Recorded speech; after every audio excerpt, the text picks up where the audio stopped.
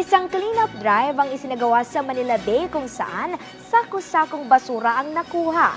Nakilahok din ang ilang kawani ng pamahalaan sa nasabing cleanup drive. Ang detalye sa sentro ng balita ni Noel Talakay. Sako-sakong mga basura ang nakuha sa gilid ng isang bahagi ng Manila Bay o tinatawag nilang SM by the Bay.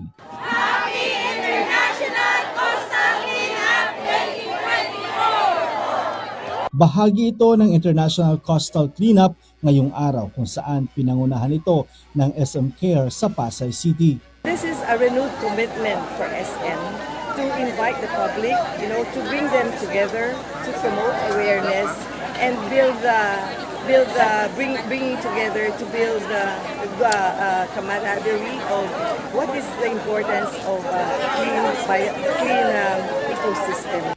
Nakiisa rin dito ang Department of Environment and Natural Resources o DENR na pinangunahan ng kanilang kalihim. Ang mensahe lang po ng DENR ngayon, ang basura na tinatapon natin, kakainin din po natin.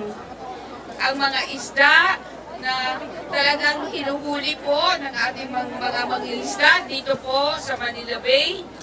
Yung mga isda po yan ay kinakain din po ang mga pira-pira sa plastic na nakaabot po sa Manila Bay. Galing po sa atin lahat yan. Nagbayanihan ang libo-libong eco-warriors o mga volunteer para makolekta ang mga basura na gawa sa plastic, kahoy, styrofoam at marami pang iba. Aabot ng mahigit 14,000 individual ang nakilahok sa nasabing makabuluhang aktibidad. Isa na dito ang grupo ng mga guro ng Sauyo High School ng Quezon City. So, importante po sa aming mga science teachers na educate yung mga bata about the environmental awareness and of course, science advocate din po kami. Nagtayo naman ng recycle booth ang isang kilalang beauty at health retailer kung saan pwedeng ipalit ang mga malilinis na plastic bottle sa kanilang mga produkto bilang reward.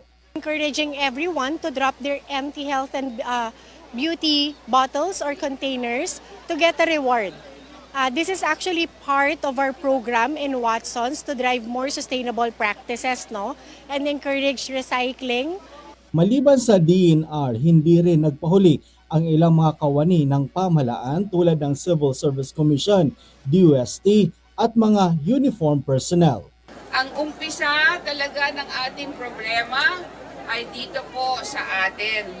So tayo ang problema, tayo rin ang solusyon.